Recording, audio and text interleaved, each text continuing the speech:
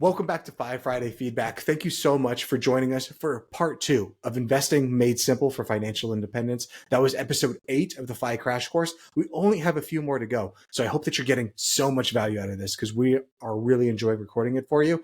And by the end of this, the goal is that you will be ready to walk the path. So Dominic, what did you think about Monday's podcast? Oh, I loved it. I loved it. Not only for the amazing pop culture references and the amazing quotes, but the little gems that you kind of have to pick up on and really listen to and stew with every day. No, there's a lot of actionable stuff in there. You know, the differences between ETF and mutual funds. And if you don't know that, you should go back and watch Monday's episode. But also a lot of our, I hate to say it, Chris, but you're giving away the secret sauce. A lot of secret sauce on Monday's episode. And we're going to go over a little bit of it today. You know, on Friday's episode, if you guys don't know, this is what we do on Friday's episode. We do a little bit of a recap on Monday. We do a win of the week. But before win of the week, we do a viewer mailbag. See, even I are all over the place sometimes. It's Friday. What can I say? I'm excited for the weekend. That being said, let's get into it. So we're recapping Monday's episode. Where should we start first? In segment 1, possibly? Yeah, that'd probably be a good place to start. Let's talk about the 5 rules for the FI guys in long-term investing. Do you remember what number 1 is, Dominic? It has to do with the market trending upwards, correct? Yep. The market trends upwards over the long term. In fact, the S&P 500, which we at the FI guys use as basically our barometer for how the U.S. economy is doing, or at least the U.S. stock market is doing, on average has returned about 10% annually before inflation. And when you reinvest dividends since 1928, which has been quite a while now. Our second one was corrections happen. And a correction is any time that stock market that on average returns 10% goes the opposite direction when it could drop randomly 10%. And this is an important point. When I say the stock market returns on average 10% per year, that does not mean, like clockwork, every year you should be able to see 10% returns. They're going to mean that some years you're going to see 20% returns. Some years are going to see 0. Some years are going to see -10, -20. And that's okay because corrections happen on average. A market drop of 10% and even more happens every 1 to 2 years. And major corrections happens every 7 to 10 years. And those major ones can be anywhere from 20 to 50%. And those are really freaking scary. Think of COVID. Think of 2008. Think of the dot-com bubble back in 2000. If you remember that. These things are scary, and every single time we have gotten through it. You know, Dominic, there's something I always like to tell people. It's imagine if I had a time machine and we were able to go back to 2000, you know, and I don't know how old you are, but let's say that you're old enough to at least invest at that time. And I said, hey, just so you know, over the next 25 years, we're going to have a major housing crisis. We're going to end up in a war over oil. There's going to be a major disease that's going to shut down the entire world. It's going to be just a complete shit show for the next 25 years. You'd be like, okay, so I'm not going to invest money. Like that's what you're basically telling me to do. Yeah. Yet, had you not invested over those 25 years, you would have missed out on the greatest returns in history. Even with some of the worst events that have happened. Those two things are true simultaneously. So everyone believes they're living on the end times. Yet the world keeps on spinning, yet we keep on living. Number 3, you can't time the market consistently. And anyone that says that they can is lying to you or they are delusional. Number 4, set it and forget it is the best way to go about investing according to what we believe here.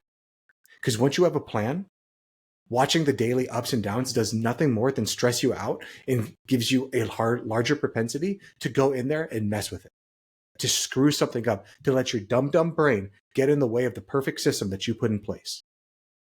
And again, there is no perfect system. There's just systems that work. Exactly right.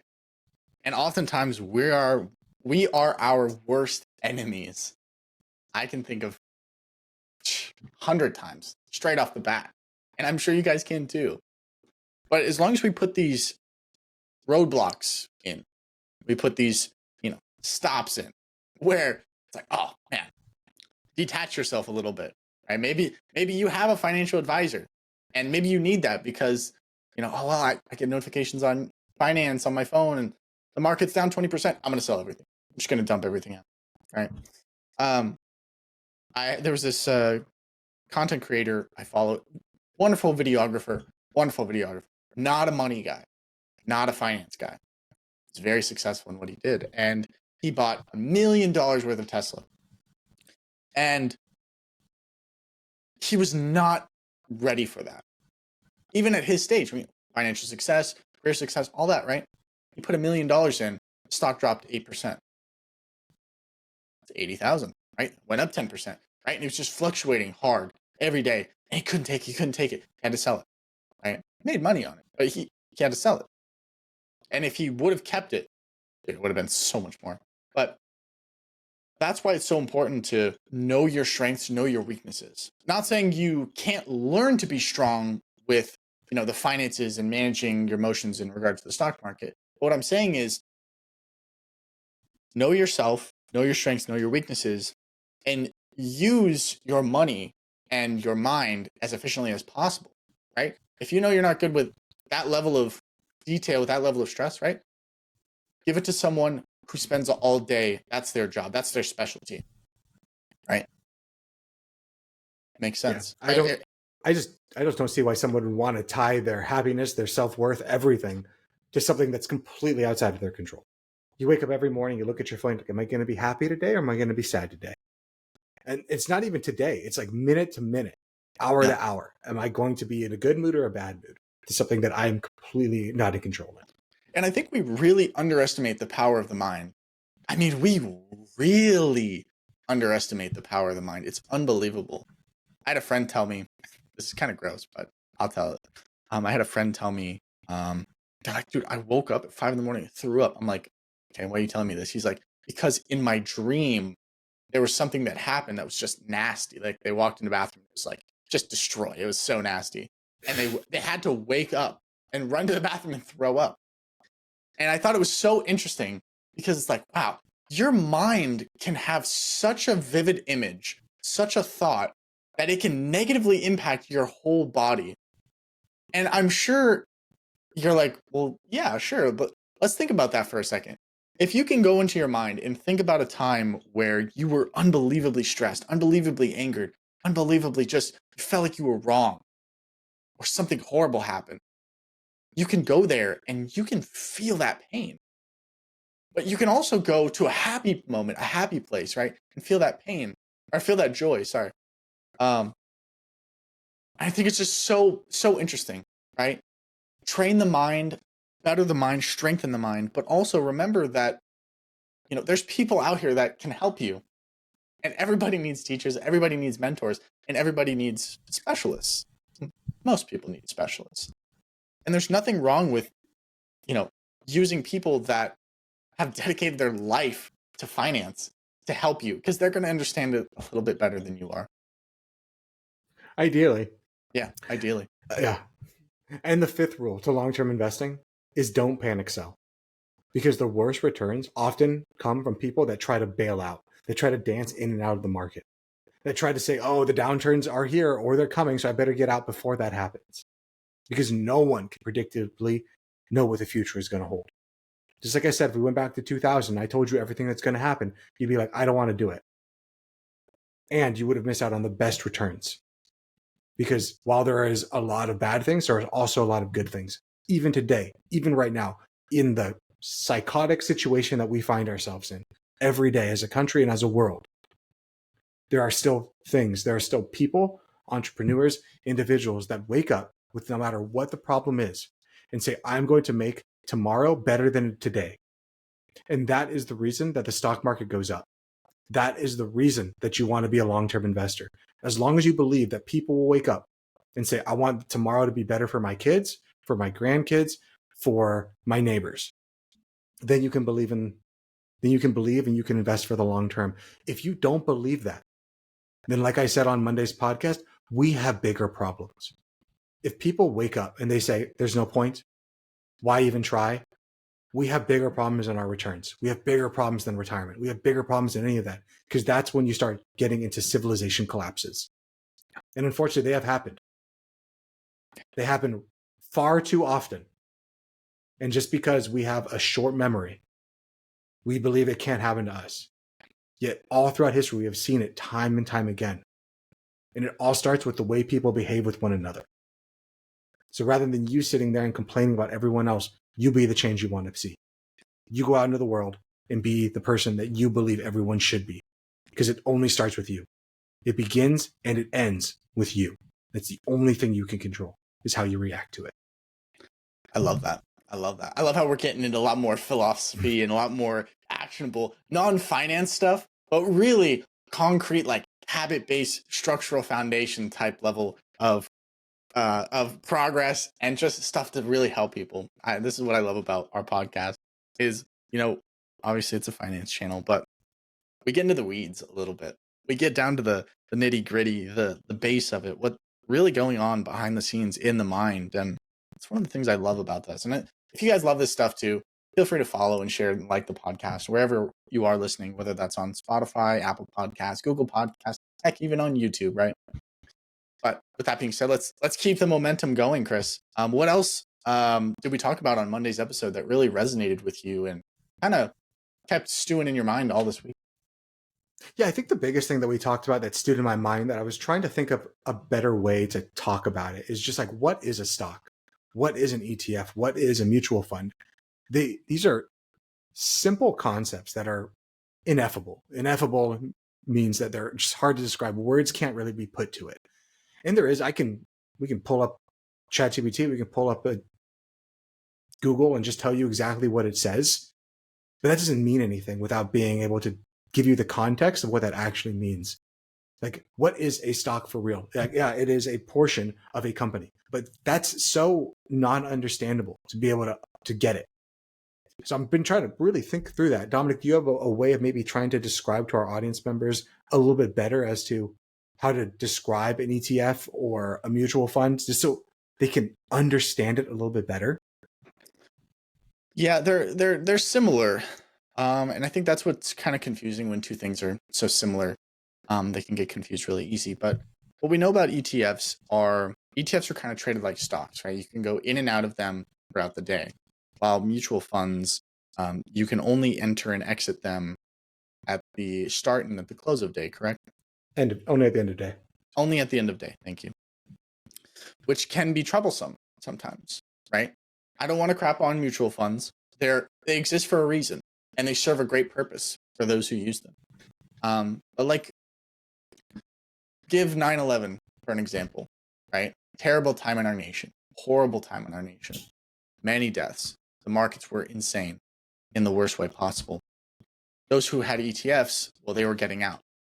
But those who had mutual funds, well, they just had to wait till the end of the day when the market had already sold off to do what they needed to do, right? Not to say that mutual funds are bad or that they're evil or, you're a fool for investing in them. No. And maybe you can give a better scenario, Chris, on when would a person invest in a mutual fund over an ETF? Or is it simply a preference issue? It is simply a preference issue and what they have access to. Gotcha. Because there are some places where you just can't, like say most 401ks, a lot of 401ks don't have ETF options. It's only mutual funds. So if you're listening to your favorite financial influencer and they're like, if you invest in mutual funds, you're a moron. And you're like looking at your 401k and you're like, that's the only option that I have. So I guess I'm an idiot. But that doesn't feel very good. But if you realize, okay, this has its purpose and I can use it, then go about using it. We like to tell you what you can do, what you ought to do, but not what you have to do. Because no one can tell you what you have to do. Because no one really knows. All they have is what strategy worked for them. So as I think about ETFs, mutual funds, I just want you to think about that it's a basket. It's a basket of a lot of other stocks. It's a basket of a lot of other companies. Not the full company, but small shares of that company. So you have a little bit of Apple, a little bit of Amazon, a little bit of Tesla, a little bit of everything inside this big fund. So instead of saying that, hey, in order for me to be successful, I'm going to put it all into this one stock, I believe so strongly that Microsoft is going to win, that I'm going to put it all into Microsoft. The way that you make upsized bets, the way that you really win is you go whole hog into one thing and you're right. And the way that you lose is you go whole hog into one thing and you're wrong. And only do you hear from the people that were right, that say, I know what I'm doing because I was right this one time. And they'll leave out all the other times that they were wrong. The nice thing about ETFs, the nice thing about mutual funds, the nice thing about index funds is you don't have to be right. You just let time, you let investors, you let entrepreneurs do their thing, and you ride their coattails. It is the easiest thing in the world. And it is the hardest thing in the world to do nothing and just win.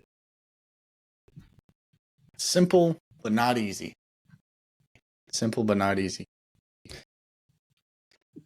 Is there any other final things you want to say about Monday's episode before we kind of move on to our next segment? I would say go back and listen to our podcast we had with Michael Scarpati, where we talked about the difference of financial advisors today. That was not too long ago. I think it was like episode 102 or 103, something like that.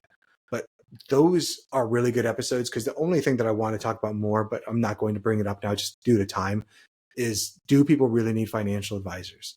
And if they decide they do, how do I find a good financial advisor? Because I dropped a stat on Monday that only 10 to 12% of financial advisors today are legally required to put your best interest first, which is just the craziest statement in the world. That 85 to 90% of advisors today don't have to put you, the person who is coming to them for help, as the number one most important thing. They get to put, how much money am I going to make off of this? How much money is my company going to make off of this? As the most important thing for what they tell you to invest in. If you don't know what I'm talking about, go listen to Monday's episode. And if you want more about it, I've talked about it at length multiple times. And at some point, we'll probably do a whole nother podcast on it. Probably. This is from somebody who is in the industry and just wants to help you. Well, guys, we're going to keep the train going. But remember that most people aren't really ready to be free. You know, the system that tells us we should work and spend and repeat, right? But financial independence, and this is a little bit of a Morpheus quote, since we were quoting Morpheus in the Matrix on Monday. I had ChatGPT run up a little script for me, so I hope you guys enjoy this one. But most people are not ready to be free. They live in a system that tells them to work, spend, and repeat. But financial independence is that red pill. It's the moment you realize you don't have to trade your life for a paycheck. Knowing about freedom is not the same as living free. Financial independence isn't just numbers in an account. It's control over your time, your choices, and your life. So the question is not whether the path exists. The question is, are we willing to walk it? That's going to be today's quote of the day. We're going to be moving on to our viewer mailbag. This is the segment of the podcast where one of our guests, one of our viewers, writes into us looking to get a little bit of help on their financial journey in order to, kind of sail the seas a little bit more calmly. So let's see what we have in today's episode. Should you pay off debt or keep a cash cushion? How about that? That's today's header for today. Hello, Fi Guys. I'm writing because I'm at a major crossroad in my financial journey, and I could really use some perspective before I make my next big move. So here's the deal. I'm currently in a full-on beast mode, paying off debt. And when I say beast mode, I mean every spare dollar is being thrown at the balances, like I'm trying to put out a 5-alarm fire. For context, I work in AI technology, the kind of job that sounds cooler at dinner parties than it actually is. My base pay has me bringing in about $18,000 every month after maxing out my 401k and HSA contributions. Plus, I get another $45K in bonuses throughout the year. On paper, I'm doing well. But here's the part that makes me want to grab a sledgehammer and go to war with my statements. This year alone, I've already slain $16K in credit card debt with a painful 29% interest rate and $16K in personal loans at 14% interest rate. Right now, I'm staring down my next target. A camper loan. Original balance, $33,000 at 12% interest. I've got it down to $15,600 But if I keep my foot on the gas, I can pay it off by the end of the month. What a treat. That's beautiful. The rest of the debt lineup isn't pretty either. Sports car loan, 80K at 70% interest. Yes, I love it. No, I'm not ready to sell it yet. Understandable. And a mortgage. And in this letter, he just says the usual. Here's the mental tug of war. If I pay off the camper van this month, I'll only have about $2,000 left in the bank after covering all my bills. $2,000. That's the whole emergency fund. Basically, I'm one unexpected vet bill or car repair away from being wiped out. That makes me very uneasy, and my brain keeps screaming, you need a safety net. But my other side says, why let the bank keep sucking you dry with high interest when you could knock this debt out right here, right now? So here's my dilemma. Do I slow down my debt payoff, set aside 10K in cash reserves so I can sleep at night? I think you might have your answer there. And then go back into attack mode? Or do I keep sprinting, live with near empty in the bank account for now, and comfort myself with the fact that I'm saving a ton of interest every month? Would love to hear you guys' take on this, because right now I'm flipping a mental coin every day on what to do. From debt's almost gone, but my cash is withdrawn. How about that one? Well, this guy's killing it. He's killing it on paper, making a great living, in an up and coming field. Got a little bit of debt to take care of, but sounds like he has a big enough faucet to kind of splash all this debt right down the river. So I think I know what you're going to say, Chris, but feel free. Let's drop some knowledge on him. What do you think? Yeah, and before we get into my rant about this, I first want to talk a little bit about, I think when our listeners hear this, it's not very common that we have someone who writes in with such a high income. You know, these guys making about $20,000 a month after maxing out his 401k and HSA. So I mean, he's also saving like an additional 30 grand somewhere else. Not every month, but over the course of the year. So I think when people hear that, they go like, oh, this person doesn't have money problems. But this person's money problems, even with a high income, are still money problems. Problems are still problems. Yes, they might not be as big of a problem as how am I going to pay for my rent next month or how am I going to eat next month, but everyone has problems. And the worst thing you've ever been through is the worst thing you've ever been through. Before I get into my rant about what we can do about this, I do just want to ask our listener, it sounds like you've had a great income, and that's so good. I'm really proud of you for doing what you did and going into such a lucrative field. And I'm worried that it sounds like you have more of a spending issue than a making money issue. How does someone who's making $20,000 a month end up in this much debt? Maybe it was before, but I kind of doubt it.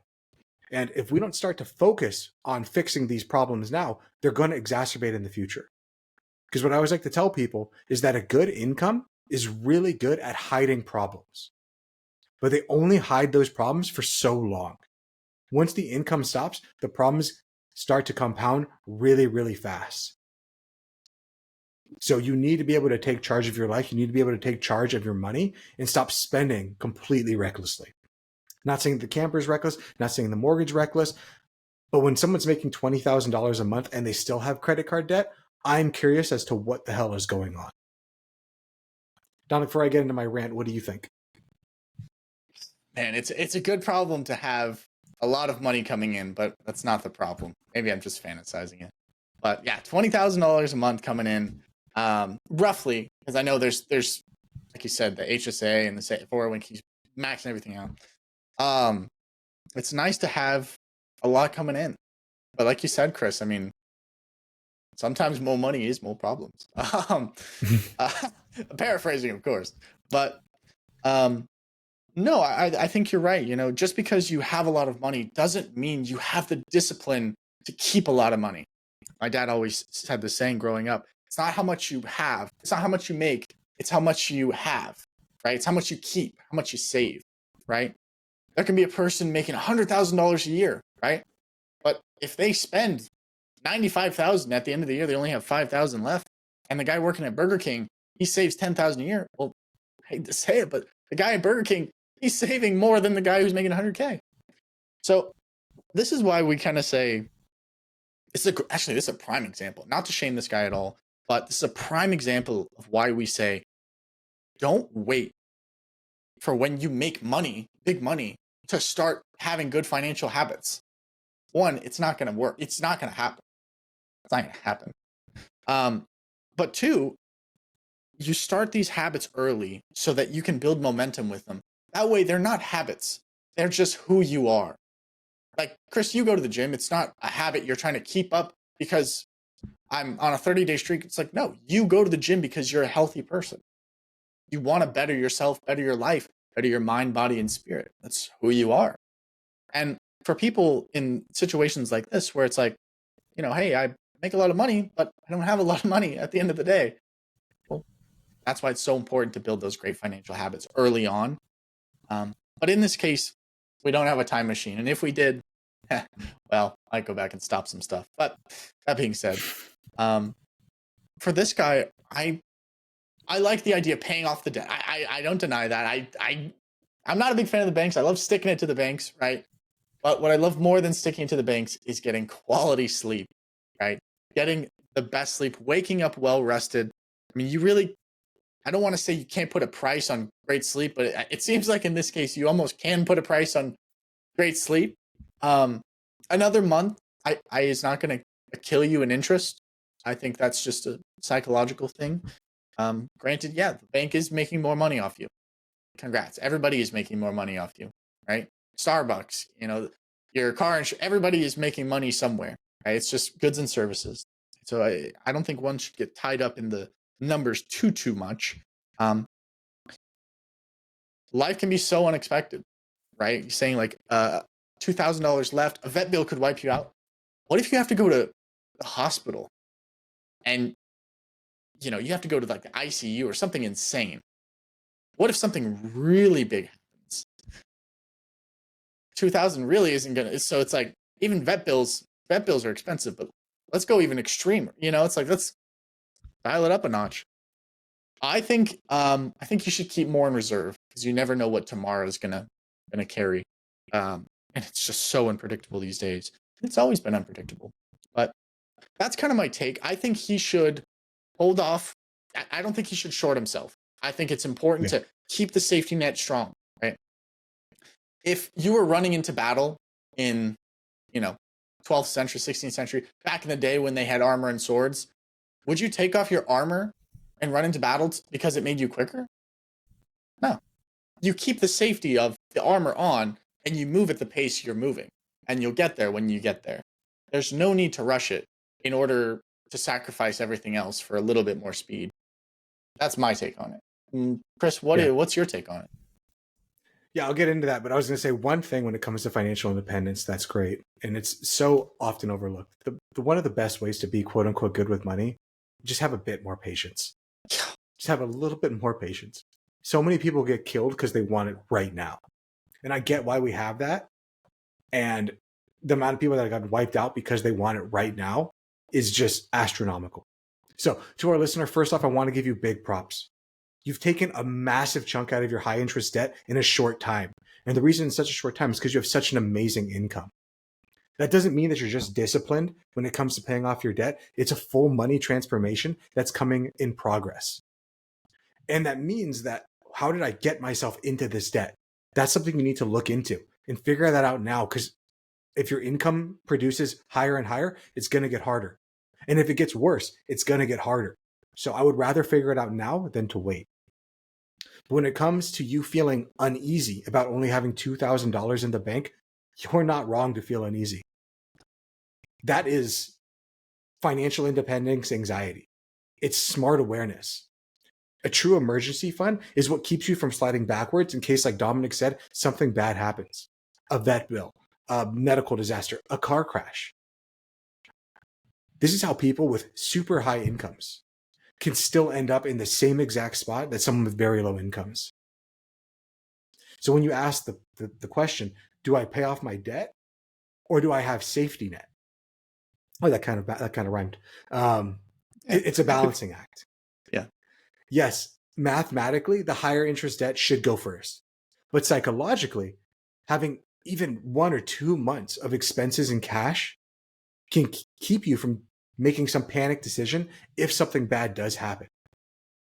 Because with your income level, you maybe don't need a full 6-month emergency fund right now.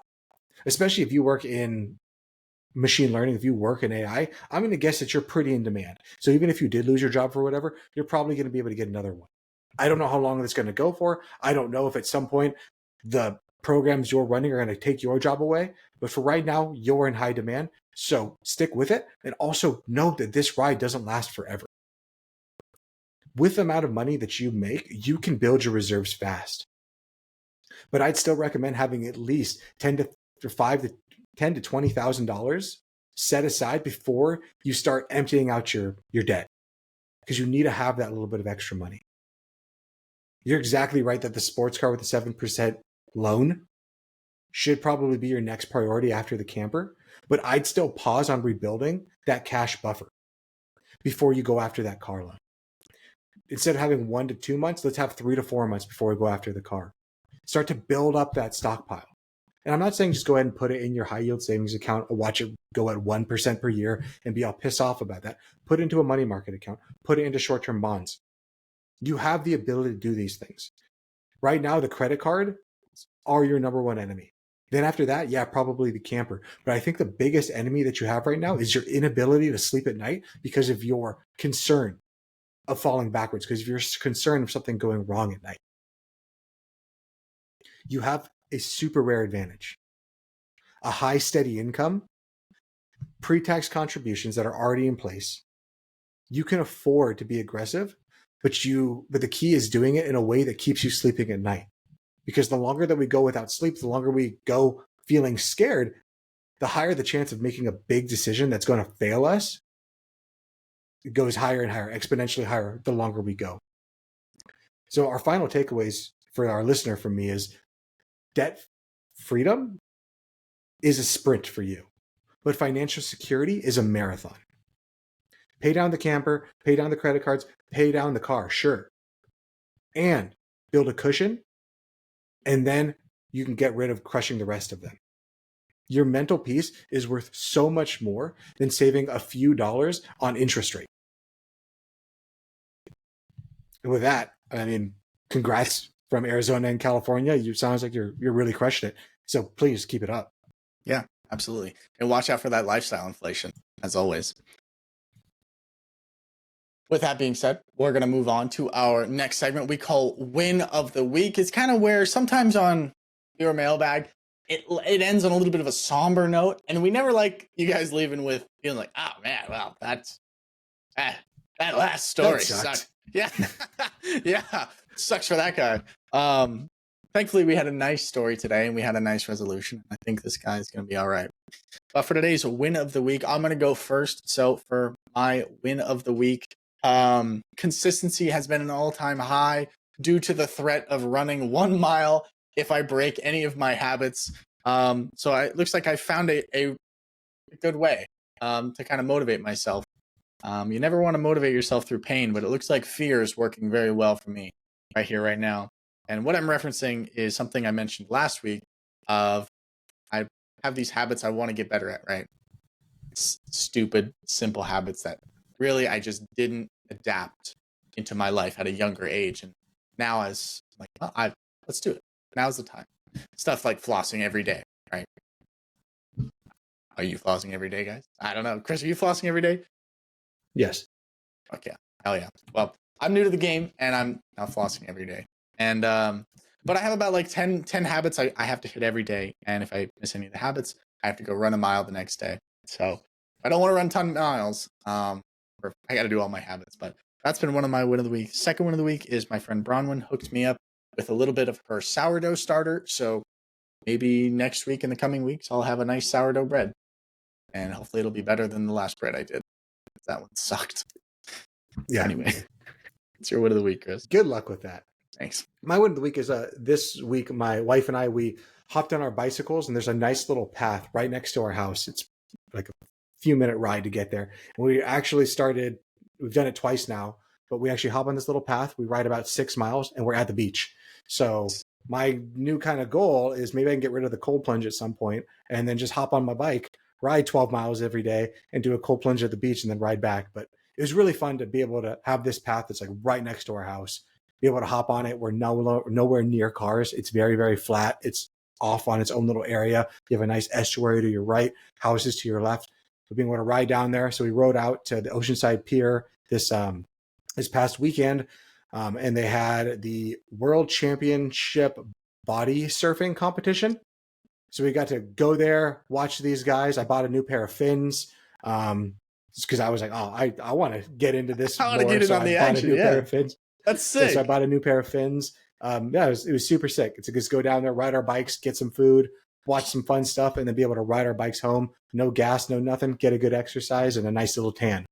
That's amazing. That's life right there, my guy. I love hearing that. That's amazing. What an amazing day. That's honestly one of my favorite win of the weeks you've said. Awesome. Well, guys, if you have your own win of the weeks, feel free to drop them down in the comments down below if you are on YouTube or if you are on Spotify. We always love to hear what you guys have to say, whether it's about the episode, whether it's about win of the week, whether it's anything you want to say, really. With that being said, we appreciate you guys for staying along here and joining us for this FI adventure. We'll be back here on Monday, but make sure to share the podcast with someone that you care about because it's always better going on this financial journey with someone else and taking them along, right? So that being said, I'm Dom, he's Chris, we're the FI guys, and we'll see you guys on Monday. Hey guys. Later. This video podcast is sponsored by Monzon Wealth. The content in this podcast is for informational purposes only and should not be considered financial advice. We do not endorse specific products or services. Past performance does not guarantee future results. The opinions expressed are those of the host and guests, not the podcast sponsor. It is crucial to consult with a qualified financial advisor or professional who can provide advice tailored to your specific needs before making any financial decisions, investments, or taking any other actions. If you are seeking specified help, you can reach out to Chris at monzonwealth.com.